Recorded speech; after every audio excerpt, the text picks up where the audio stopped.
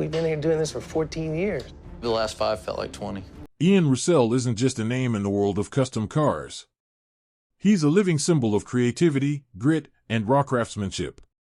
For decades, he stood as one of the few builders who can turn a pile of scrap metal into something that feels alive, something that tells a story. When most people see rusted-out car frames or forgotten junkyard relics, Ian sees potential. A new masterpiece waiting to be born.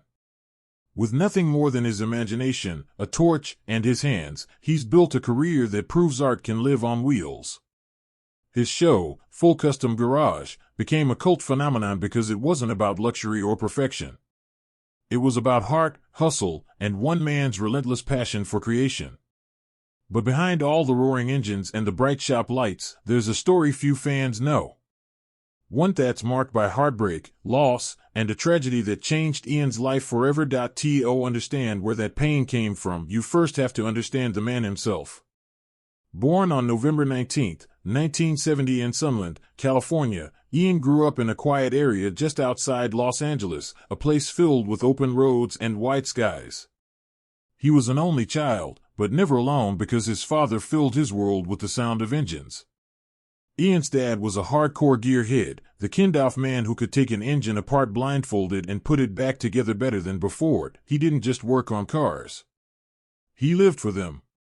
And from the moment little Ian could walk, he was right there beside him, absorbing every turn of a wrench and every lesson about hard work and pride in what you build. Those early days weren't fancy.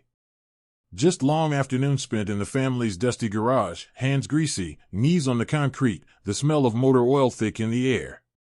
But that's where Ian learned his first truth. Greatness doesn't come from money or fame. It comes from passion. By the time he was a teenager, Ian's love for cars had grown into something deeper, almost spiritual. He wanted to understand everything. How engines breathed, how metal bent, and how design could give a machine a soul. School never really caught his attention. Classrooms couldn't compete with the magic happening under a hood. But his parents saw his gift, and they never tried to stop him. They knew this wasn't just a hobby. It was his calling. His grandmother, too, played a small but vital part. When Ian was 14, she handed him the keys to an old Volkswagen that had been sitting untouched for years. Her challenge was simple. If he could get it running, it was his. For most kids, that might have sounded impossible, but for Ian, it was all the motivation he needed. Within weeks, that dusty, broken-down car was rumbling back to life. And with it, a new dream was born. That VW wasn't just his first car, it was his first creation. Still, Ian wasn't just about cars in those early years. He believed in pushing himself physically and mentally. Throughout high school, he was active in sports like football and baseball, and he hit the gym regularly. That discipline, that drive to improve, became part of his DNA. By the time he graduated from West Valley High School in 1989, he already knew exactly who he was and what he wanted. College didn't call to him, sitting in classrooms memorizing formulas. It just wasn't his world. He wanted to learn through doing, to build, to fail, to try again, and to build better. So, while his classmates went off to universities, Ian headed straight where he belonged, the garage. In the late 1980s, he started working in the custom car industry, learning from some of the most respected names in the game. He spent time under the guidance of legends like Boyd Coddington, Chip Fouse, and Jesse James. Men whose shops were the breeding grounds for innovation and craftsmanship. Ian didn't just learn the basics. He absorbed everything. How to design, how to fabricate, and most importantly, how to make something unique in a world full of copies. But even while he worked for others, his dream never wavered. Every night after his shift ended, he stayed up late in his own garage building and experimenting. He took on side projects, creating custom cars that started to turn heads at shows like the Grand National Roadster Show, the LA Roadster Show, and SEMA. His builds were wild, sometimes unconventional, always unforgettable. People didn't just admire them, they felt them. By 1992, Ian took the biggest risk of his life. With nothing but a few tools, a small space, and an unstoppable belief in himself, he opened his own shop in Southern California. He was just 22 years old, but his confidence and vision made him seem like a veteran. He started small, one car, one client at a time, but word spread quickly. Soon, car enthusiasts were driving across states just to have Ian work his magic. What set him apart wasn't just his talent. It was his mindset. He didn't chase perfection. He chased character. He once said that the beauty of a car comes from its flaws. The small details that make it human. Every scratch, every uneven weld told a story, and Ian loved those stories. Then came the early 2000s, a time when reality TV began shining a spotlight on rich culture. But Ian never set out to be a TV personality. He was quiet, grounded, and more comfortable behind Alding mask than in front of a camera. That changed in 2003 when he was approached to produce a DVD showcasing his builds. It was meant to be a small behind-the-scenes look at his work, but it caught attention. Fans loved his raw approach. No gimmicks, no drama, just real craftsmanship. That small project opened the door to something bigger. 2 years later, in 2005, Ian built a rat rod for a car show documentary in Las Vegas. A build that would change everything. The car was pure chaos on wheels. Raw metal, exposed parts, and personality to spare. The build went viral in car circles, and suddenly everyone was talking about Ian Roussel. That moment didn't just elevate his career, it transformed it. His reputation as one of the most authentic and innovative builders in America exploded. Soon after, he was ranked among the top 10 car builders in the country by several automotive outlets. Yet, despite the fame, Ian remained humble. For him, it wasn't about recognition. It was about creation. He wasn't trying to impress Hollywood or corporate sponsors. He wanted to stay true to the craft. And that authenticity was exactly what made him different. When the opportunity came to star in Full Custom Garage, it felt like a natural evolution. The show, which premiered on MAV-TV, wasn't polished or scripted. It was Ian's real life, his real work, his real process. Fans around the world fell in love with the show's honesty. It wasn't about perfect paint jobs or staged builds. It was about the art of building something from nothing. Each episode showed a side of Ian few had seen before. He wasn't just a builder. He was a storyteller using metal instead of words. The show gave people a glimpse into the grind, the long nights, the frustration, and the triumph of finally seeing a machine come to life. It also revealed Ian's deep respect for the culture, the community of builders, painters, and dreamers who make the car world what it is. For a while, everything seemed perfect.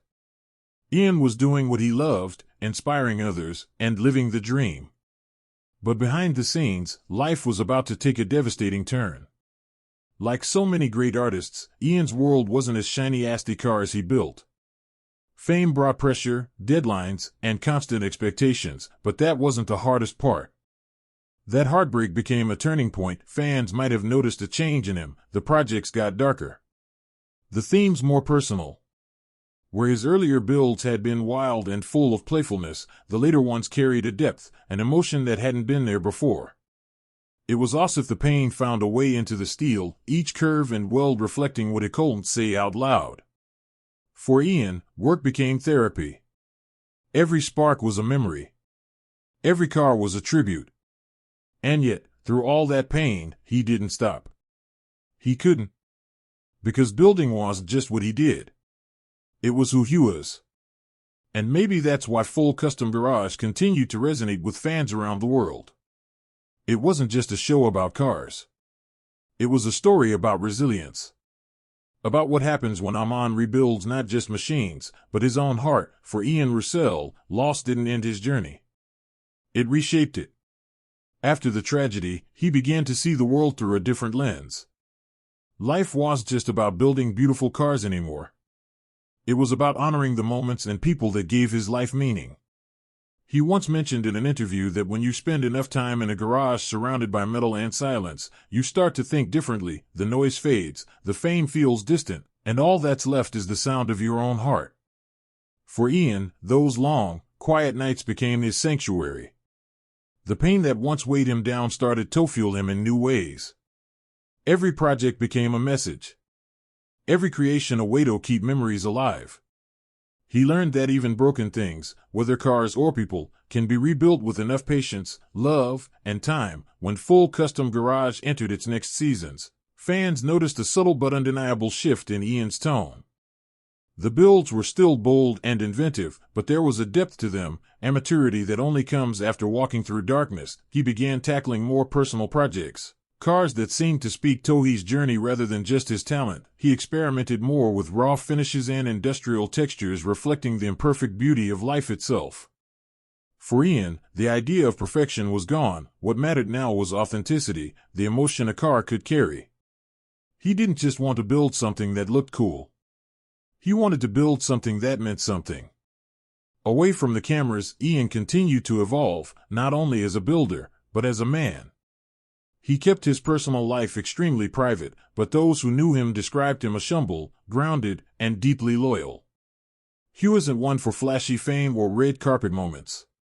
He was the type who'd rather spend a Saturday night in his garage covered in grease, surrounded by the fume off welding machines. That's where he found peace. But behind that calm exterior, the tragedy he faced had given him a new sense of purpose. He started supporting young builders and independent creators, often encouraging people to pursue their ideas, no matter how wild they seemed. He became a mentor to many who looked up to him, not just for his craftsmanship, but for his resilience.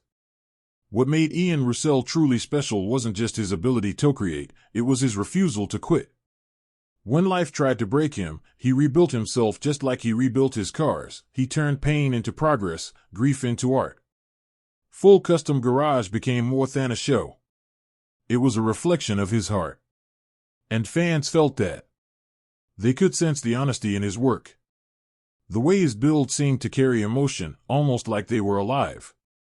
Whether it was a stripped-down rat rod or a completely reimagined classic, every project had a story behind it. And that's what kept viewers coming back, not just to see what he built next, but to feel something real in a world that often felt artificial. The longer the show ran, the more people began to realize that Full Custom Garage wasn't just entertainment. It was a masterclass in perseverance. Ian showed viewers that creativity isn't about having the best tools or the biggest budget. It's about passion, dedication, and the courage to keep going even when everything falls apart. Through his builds, he taught lessons about life itself. That it's okay to start over, to make mistakes, to be imperfect. In a world obsessed with polish and presentation, Ian's raw, unfiltered approach was a breath of fresh air.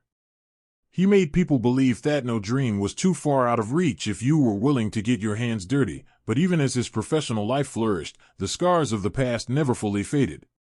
There were moments when you could see it in his eyes, that quiet sadness, that reflective silence between the sparks. He never turned his pain into spectacle, but those close to him could tell it never left. Yet rather than letting it consume him, he used it as fuel. It became his compass, guiding him toward what truly mattered. He began focusing on legacy, not fame, but impact. He wanted his work to outlive him, to inspire generations long after the cameras stopped rolling. As time went on, Ian's builds began to take on a new meaning. Some were dedicated to lost loved ones. Others symbolized rebirth and second chances. Each car told a story, not just of metal and machines, but of healing and hope. Fans who met him at shows often spoke about how kind and genuine he was. Always taking time to talk, to listen, to connect. He didn't act like a celebrity. He acted like one of them. A guy who loved cars, loved people, and loved the process of creating something meaningful. And that's what made him different from so many others in the spotlight. In interviews, Ian often reflected on how much the world had changed since he first started. The rise of technology and social media brought a new wave of builders who relied more on digital design than hands-on work. But Ian never criticized, and he embraced it. He understood that every generation has its own way of creating art. Still, he always reminded young builders of one thing. You can't replace heart. A machine can measure angles and cut metal, but it can't feel the story behind it. Only a person can do that. That philosophy became the soul of Full Custom Garage, and it's what kept his audience loyal through the years.